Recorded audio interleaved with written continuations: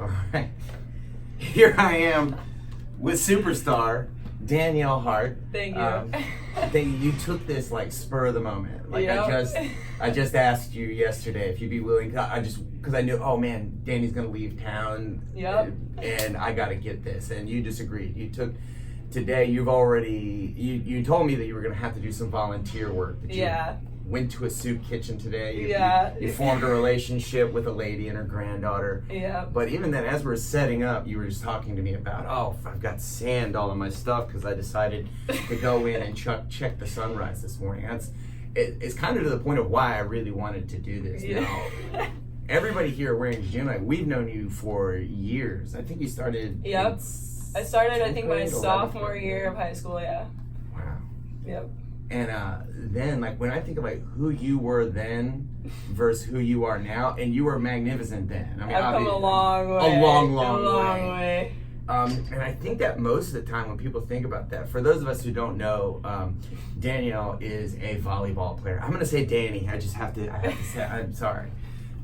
She's a volleyball player among many other things. But when we say you're a volleyball player, Yep. I mean, you are all in as a volleyball player. Yeah. Like, you love it. And for those of us who, again, we don't know, you are probably embarrassed to hear this, but an elite level athlete. Yeah. And I think that when most people say like how far Danielle Hart has come, I think that's where our first instinct is to go to, is where you've grown as an athlete, and you've grown tremendously as an athlete. When you first came here, I remember you were already a phenom when it came to volleyball. I had no muscle and no strength, right. nothing. You weren't strong No, yet. me and my dad were just talking about that the other day. I literally came in here and did bands and like hip bridges for months before I was lifting. It was like, and a lot of that was was awesome though. It was what I needed. It was perfect. It was because you weren't broken, but you were on a track to break. I was hurting to walk. It was not feeling good. And we think about like, man, where that would have taken your athletic career. Terrifying place. But the reason why I would always consider you a hero, I have no problem telling that to your face, even though I know you're nervous hearing that kind of stuff. It doesn't have anything to do with the sports, though I admire so much who you are as an athlete, because I admire you, and you are on the court as an athlete. Yeah. You know what I mean? Like, you love volleyball and you live volleyball, but you're more than a volleyball player. Yes, and I really appreciate that, because I really try. I don't define myself as a volleyball player. I have lots of, outlets and other things and interests that I'm constantly trying to explore. So I like to think of that as a great place for me to grow and as a person and build relationships and challenge myself, and volleyball is that for me. So that's awesome. What's one of those other ones about volleyball? What else does it do for me? No, I'm sorry. What's one of those other ones beyond volleyball you're talking about? Like, I know you're an artist. I mean, you're a stud athlete. Like my hobbies or my interests. I love like get into photography. You're talking about the sunrises. Like, I like adventuring and going places. I love new experiences, and I love going and seeing things, and I'm a big fan of nature. So I like to hike and stuff like that a lot whenever I can. I'm known for when I get time off out of volleyball, I'm immediately doing things nonstop somewhere new. These are the things that why when I think about you, I don't really think about the sports aspect. I think about somebody who just like, you love life. Yeah. You get every actively, like with intention, like you give great detail and great focus on being here right now. I think a lot of the time, especially when we get to like your level of sports, like we a lot of the time can like drive the joy out of it. Oh, and I definitely have those days too. It's because it's always trying. I know that I want to squeeze everything I can out, and so it's just continuing to try to stay on that. And but everyone has their days. It's not all good, but I'm sure you work through it all. That's part of the beauty in it though too, is the good and the bad works with each other. How do you mean? I found that I feel like growing up, some of my like childhood and things, my parents are divorced and whatever, and I think a lot of that has made me enjoy and appreciate life more. It takes that downside to get that high upside. Does that make sense? 100%. Yeah. That's where I see it. And you know what? I'm not trying to act like a psychic, but I knew you saw it that way. Yeah. No, it's just so. But so does anyone else who pays any attention to you. Like, everything that you put out into the world that I get to see is just, as hippie as it sounds, it's all just so love based. It's just, I'm in love with this moment right now. Whenever you come here, like, because you live in Wisconsin now, you know what I mean? Like, I tell everybody, I don't think you guys know this, but I literally don't feel like I'm home yet until I come to Orange Gym. Like, I come home and then I immediately want to stop in as soon as I can and say hi to everybody. That's like, it just feels normal. It's another place that I just consider home. So, which is, you know what? I mean that 100%. Like, it's the truth. I believe you, and you know what? It's with intention. Like, it's kind of, it's weird. Yeah. Like, people ask a lot of the time, like, we've been in business longer than anybody, in the gym business longer than anyone in the country has, and people ask because in a lot of ways you're like, what, you guys are scatterbrained, disorganized people who don't even understand basic concepts of numbers and stuff. You know how many times when you go to conventions and stuff, the questions that I get from other people that, what's your square footage? And I've learned it. I was like, you know what? I gotta remember that so that I can answer that again. I'll forget it every time. Crazy. The building itself, it's the people in it. It's absolutely 100%. The people in it. You can't beat this community. It's awesome. I appreciate you saying it, but I do think Wisconsin's a pretty close second because it is awesome. The first time I remember, like, when you left, and it's like, oh man, we're gonna miss Dani, and the first time you came back, I just had such great love for you before, you know what I mean? Because I got to, you've let us in on so many important things. And so it's like, it's a bond forming thing. So you already have this relationship, you already have this admiration. But I remember the first time you came home, I'll tear up a little bit. I remember you telling me. I just was like, oh my God, this was a girl when she left, as corny as it sounds. And you're like, oh, this is somebody who is in love with what they're doing. Like, the culture that you have there, and you're an important part of that culture. I mean, I love what they've done for you, but I have no doubt you do it for them as well. Yeah, well, they put so much work into creating that culture. I mean, that just doesn't happen overnight. Right. So, I mean, it's cool getting to go there and you see the progress of the program and the people and the alum and them coming back and their stories. I mean, the stories and the constant drive to build the program up, it just keeps it going. I mean, it's just all about for each other and getting each other out of our comfort zone and accepting, the challenges, and that's what creates the growth. It's awesome. For sure. And I think, look, we'll take a quick pause just to make sure the camera's still on. Is it rolling? It is. That's sweet. So we talked about it just a second ago, but whenever, people's social media, however we would like to tear that apart, we would like to, live as much in the real world as possible. And I feel like social media can be an extension of that. You know what I mean? It's still a powerful thing. Yes.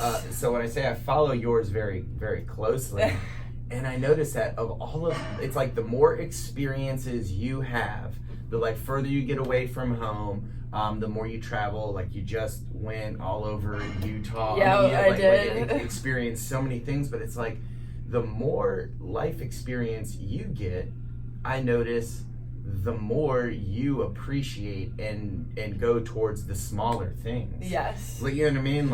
And that's what I'm saying. You've just built a greater appreciation, and that's why I love traveling and going. And when you go out and you see new things, like when I went to Utah, or for example 2 years ago when I did my first massive road trip, it was me and two of my best friends from home. They flew into Wisconsin and we drove all the way across a couple national parks all the way to Glacier National Park, and it was like a 13-day trip, and we camped the whole time. And I had never done anything like that before. None of us had. I mean, and so you're out of your comfort zone the whole time, but you're with these people that you just freaking love, and they're awesome. And you just come back and you're seeing all these places. I went through all these states I had never touched a foot in before. And it's just so cool to see. I look at the States now and I can picture what it looks like. And you get to see these families and how, like, you see the son and their dad, like, pulling the tractor and like, out in the Midwest. And it's just, like, you see how they live in these normal small town lives. And that stuff to me is so cool. I mean, it's just, like, that's what makes me grow as a person. And that's why I just keep seeking it out, because I want more. Like, I want to keep growing as a person. Right. You gotta just give it all to me, you know. I believe you. I believe you completely. Yeah. I mean, and the hiking and stuff and the views are fun on top of it. So. A couple of years ago, I remembered saying it to you, and I meant it as a compliment. Even then, I certainly never meant it as a limitation. But you were just such a one of a kind person. I remember saying it to you. I don't know if you'll remember that. I hope that one day you'll do far greater things. But at the worst case scenario, you would always have a home here. I mean, I also remember the conversation. Hey, even if you wanted a job, because whatever it would take for you to be here would be excellent. But I always hope for greater things, right? And the reason why I bring that up is because I think even now, I remember I read this, I follow your stats and stuff, you know, which are cool, but this excellent. But I'm always so interested more in athletes and what athletes can do, what the sports can do for the athlete, as opposed to what the athlete can do for the sport is always kind of where my head is. But whenever I lost my train of thought on that one. Shit happens. It'll come back in a second.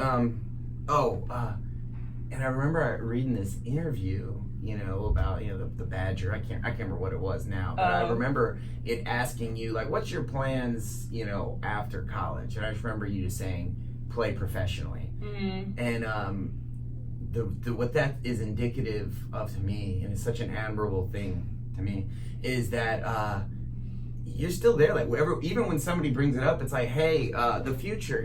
What's going on with your future, Danielle? What's going on with your future? And it's not like the future is not any level of concern, but you're like, I'm still here. Yeah. I'm still. I really don't concern myself too much with what's coming. I mean, I know I'm gonna end up fine. I mean, I know, you said, my worst case scenario, I'm here, which would be, you know, like, I know I'm gonna be fine. I've got all kinds of doors open right now. It's just keep doing what I'm doing, and I'm gonna end up where I want to be, because I know myself as a person is gonna make that happen. And at some point, I will get to, or if I veer off path, I will end up back where I want to be. It's just, I know that for myself, so I don't stress about it too much. Yeah. I think I can't, because you're 21. No, I'm 19, actually turning 20 in like 5 days. It's been a long journey. It's wow. No. Okay. Oh, wow. That's 19. Still a teenager technically. At 19, like, you think about like how we are doing everything we can almost as a culture, it would seem, to go the other way and be like, gosh, like, I mean, you be so concerned with what's coming up that we just miss out on what's happening here. Exactly. And you are the complete, like, I just loved reading that. I remember when I first read that, I just remember, like, you know, play professionally, and that was the signal that got to me. It's like, I am still in this experience right now. I'm not that far ahead. Like, this one, I'm fighting right now. Like, bullets are flying. I mean, at and all there's times. Definitely other possibilities. I mean, that's the way I answer it, because I know that like, for sure, as long as I don't get injured, knock on whatever, that I will take that experience, as much as it will scare me to go to Europe and play for a year in a language I don't speak, and possibly with no other Americans. Hopefully not, but. I know that is definitely something I'm going to force myself to do. And then there's also, like, very much possibilities of training with national teams, and if I've got good enough, like, Olympics. But, like, I don't say those things. And then there's also, like, what I would want to continue at. I have those things in my brain, but, you know, it's just not what I focus on. I'm like, I'm doing what I want to do now. I'm chasing a national championship with my team, and that is my focus. And I want to get great grades in school, and I want to get all the experiences and see all the places I can. Like, now's the time to travel. Like, those are my focuses right now. I have thought about, you know, like, I have so many people, and even in here, you know, like people are very motivated in here, and they're very in love, but we all still have doubts, and we all still have fears, and people, you know what, I would say it's a compliment to me. I'll take it as a compliment that people bring those to me pretty often. And one that you hear a lot of, or a lot of the things that you hear about, you can really discount on the last day you're alive. Like, let's say if we found out, say, hey, Dani, bad news. Today's your last day. Tomorrow, you're not going to wake up. The day is whatever you want to make it. It's not going to be painful or anything, but you're not waking up tomorrow. This is your last day. The amount of times you would think about your grades or how you look in a bathing suit, you know what I mean? Or oh, like, how's my mutual fund going right now? You wouldn't worry about that. No, it goes over out the window. And that's, you talk about why I keep going on these travels and experiences and whatever.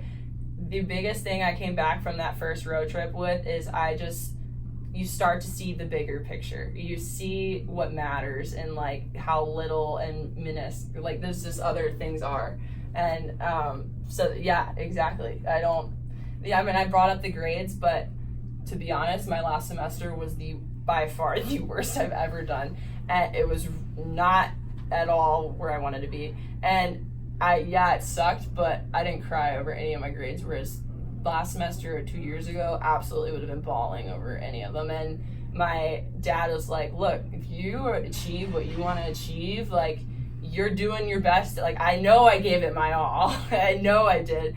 And then you're going to end up fine. Like, don't worry. Nobody cares about the grades when you get in the business world. It's what you can do and that you can think and so that kind of thing. So it's just keep giving it my best, and it's gonna be what it's gonna be. And if I can live with that and sleep at night, then good. Like, that's how it's gonna be. You win. It's almost like let me check this real quick. You're stuck. Well, we're good. Okay, thank you. Yeah, it's almost like we condition people to live for when life starts. Stressing out about it and worrying about it. It's like, hey, it's right now. It's on. The clock is running right now. You're gonna miss it. As my dad, like, he went to all these places that same trip. He's like, you gotta do it now. He's like, I'm 57 years old, 58 years old, and I still haven't been to half those places I've been wanting to see since I was your age. Like, as soon as you get out in the business world and you get a real job, you just can't stop and do it. Like, you gotta soak up what you can now, take it in now, and it's just, that's how I see it. It's cool. I do. You kind of talked about it a little bit earlier about one little fear that you have is one day, to play professionally is not, the easiest thing to do in the States. Like, the idea that you'll have to go to scary places, like uncomfortable places. Very uncomfortable places, yeah. Because, man, there's a very good chance that you don't speak the same language of the people there. But what if you do? Like, what if, like, you think, like, man, like, you know what? Like, you speak like a gladiator language. You know what I mean? Like, you speak like a dude. Hey, you know what? I can speak volleyball and I can speak life. Yeah. You know what I mean? That's universal. Like, a lot of our problems come from.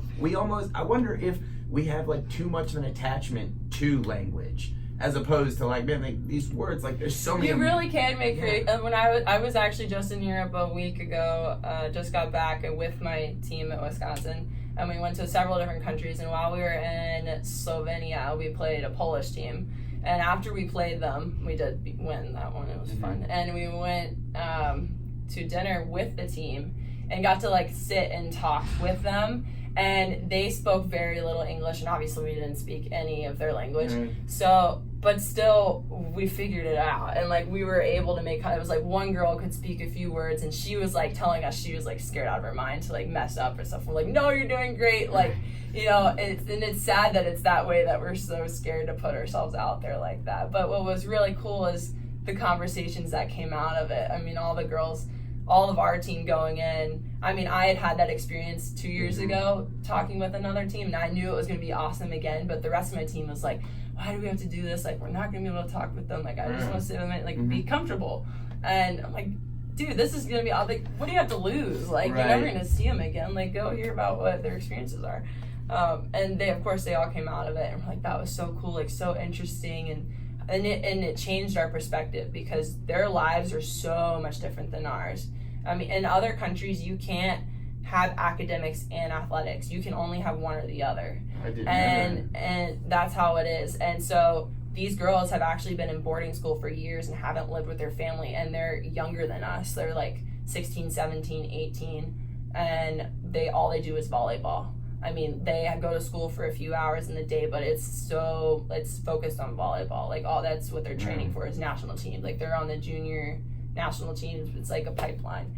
And so their lives are very, very different than ours. And so we're talking to them about how ours are, and they're like, oh my gosh. And we're like, and here we are, like, I mean, it's tough. It's not easy balancing both of those. And, we're really lucky being the top program we are and the support we have. But it's still, I mean, talk about challenges, and, you have your rough days and you hear stuff like that. And you're like, we're so lucky. I mean, it's, again, the bigger picture, and you see, like, how lucky am I to have this opportunity to go do what I'm doing. And, it's just awesome.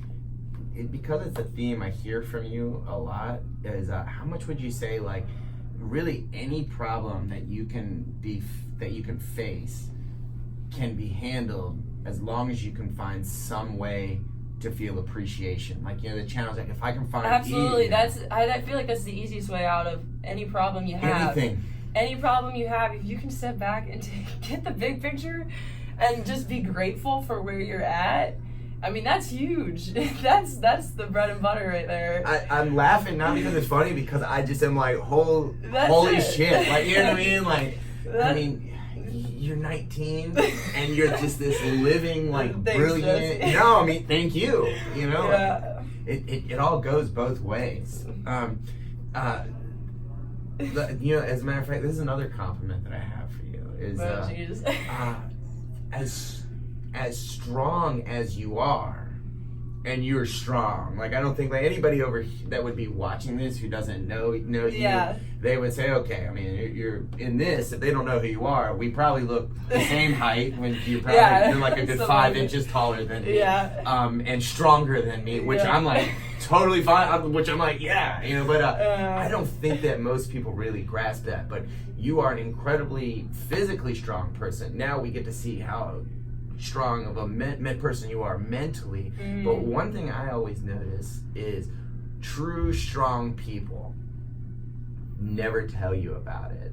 Like, they never have any, like, you tend to be the most gentle people, and you're always so gentle. Like, you're so nice to people that are on their way up, because you know what it's like to feel and empathetic and all that good stuff. I was talking to you a lot about Brene Brown, and one of the biggest things that I took from her is she talks a lot about vulnerability. And when you think of vulnerability, you think of it as weakness, like, immediately. That's your, like, subconscious, that's what you associate it with. And what she talked about in her book and in her documentaries is that it's so not. Like, in order to be strong, to be brave, to have courage, you have to be vulnerable. Right. Like, that is part of being strong. One goes with the other, and we don't associate those two. And we're all trying to push vulnerability away, and, like, we're scared of it. And I've really, since I read her book, tried my best to just embrace it. I mean, you just have, like, that's what makes you stronger. Sharing your down. I feel like a lot of the problems in the world, especially, it's so easy with social media and how lives are portrayed and whatever. I mean, you think everybody's picture perfect and that they don't have problems that you're having, and they don't have their days and whatever. And then that's why I'm trying to put out there that I do have those, and and it's human, and not enough people talk about it. They don't express those, and we hide those away. We don't want to be vulnerable, and then it leads those others that think they're crazy, and they're not. They're human. Everybody has it, and the more stories you hear, the more, like, everyone has the same problems. If they haven't had it yet, they're gonna have it. Like, that's just how it is. And they're all, like you said, I mean, as simple as it sounds, but it's all very simple. It's just bring it back to the humanity of the person that you're talking to. You have it a lot, like, in the gym. We have meetings, and complaints happen. Like, we have 2,000 members. Sometimes people are going to be unhappy with stuff, and your first instinct is, oh, what's his name? He's complaining about what's it called. And you know what really helped me was when I started saying, wait a minute, does he have a point? Like, you know what I mean? Like, does he have, like, he's not like, we're so quick to, like, go on defense or instead of stopping and listening or trying to look from someone else's point of view or it's our natural instinct, and I learned about this in a class last year. It is literally, like, scientifically proven. Our brains are wired to stereotype and label and do that. It's a safety mechanism. For sure. And as soon as you become aware of that and try to, like, change that default setting, your view on things, you become so much more empathetic for people and aware of your, like, it's just natural. And it's just, I don't know. I think that is huge. The more we can connect with others, that's the golden ticket right there. I mean, I think connecting and talking, like having conversations. Think about like how good you feel when you go to a concert or when you go to the gym, for instance, in the community here, and how important it is to go to that funeral, as sad as it is. Like that sense of connection and community is everything. For sure. And I think, man, you are lucky because you got like teams, especially when you get up to the higher level, like when parents become less of a thing, unfortunately. You know, there's great parents too, obviously. But when you get to sports, like on like a collegiate level, or when, hey, you know what, parents, you're out. Like, you know what I mean? This is just this athlete, and they get to form, probably even more so, you would know better than me, a more tribal sense out of this. Like, man, like, dude, I'm a part of this tribe. You still have this huge support. So, tribe is a great way to describe it. Absolutely. You have so many individual recognitions. Like, you know, in 2016, I think, wasn't it? You were Player of the Year. Was that 2016 when you were the? For a senior year of high school. Yeah. That was 2016. Yeah. You went to the collegiate USA national team. Yeah, like. That was last year. All of this individual stuff, and I know about it. Never heard you talk about it. It's never this stuff that if it has anything to do with just individual, because you're that's not what it's about for me. For me, it's pushing myself to see how far I can go and how much better I can get, and then especially when you get into the collegiate level and my teammates and stuff. I mean, you just want to be good for them. I mean, you see how hard every person next to you is working, and you want to work for them. And, you know, we're all our goals are so high, and we've all put so much into our goal of a national championship and getting to that Final Four. I mean, last year we could taste it. We were so close to the Final Four.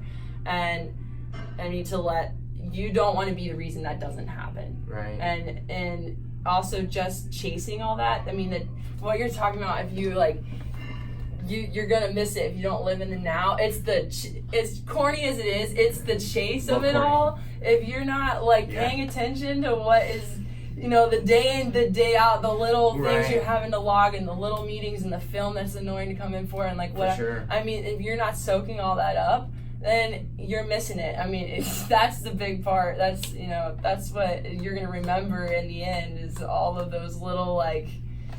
For sure. The little stuff. Yeah. And it's so easy to look over. The locker room talks and like just that stuff. The game changers, like those locker rooms. The little things are I mean, I have this conversation with my coaches all the time. I had it again with the coach I talk to the most about my position in Europe. It's the little things matter so much, and it's not just like you see all these things play out on the court, and they're talking about just my hand position on some block and like why I didn't quite get the block over. It's something so small, but it all matters so much, and that applies on the court, and that absolutely applies in life. I mean, it's just cool. Yeah, it's tough that this would be the first interview because I don't know where we can go from here. When I say these things, I don't say them to be cute, and I don't say them to build you up, but I say you're my hero. And I have many. I have countless heroes, and I don't think that's a problem to be inspired by lots of people. But I'm the same way. I'm very easily inspired, and I think the more you do that, that's an excellent thing. I'm proud of that for myself. Sure. Because the more inspired I am by other a bad people, thing. the more it builds me up. So if that's nerdy, if that's corny, I'll just have to deal with it. But you have always been a hero of mine ever since, I'll tell you the defining moment. All right. And it was when I think you were probably in 11th grade, when you really started getting stronger. And suddenly, when you got stronger, every other good thing you had shot up through the roof. Like, you got stronger, and everything else that you had worked on came together, and it was very evident.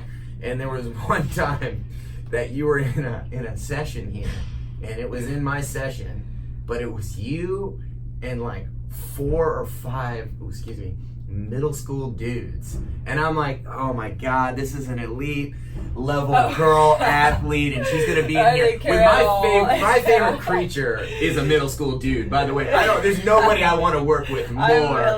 But they're not for everybody. And I'm like, oh, this is gonna be terrible, man. A high school girl with middle school dudes, you know what I mean?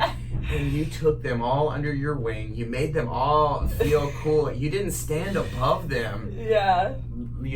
At all. Like, you brought them along for the ride, and you had that before you read Brene Brown, before you went to college. Like, you've grown exponentially since then. I appreciate that. It's always been in you to be, I tear up when I think of it, because it's to be a lover. Yeah. As we were talking about. Come with you person, we talk about that a lot. Come with you teammate, you talk about the standing above. You're going to be up here, and come on, like, come with me, kind of. Right. I really appreciate that. That was my moment, though. And everything else since college has built up, but that's when I knew that, you know what, you're special outside. You bring a lot to Wisconsin, and Wisconsin gives a lot to you, and these experiences bring a lot to you. But your base material is very special. I appreciate that. Thanks, Jeff. Thank you. Do you have anything you want to tell these magnificent people? I mean, we covered most of my morals and my thoughts. They know Get out of your comfort zone. That's the biggest thing I've learned at Wisconsin. I mean, you just can't grow without getting out of your comfort zone, and that requires vulnerability, and that's how you get stronger. Boom. You heard it here first. And if it doesn't challenge you, doesn't change you. Dan.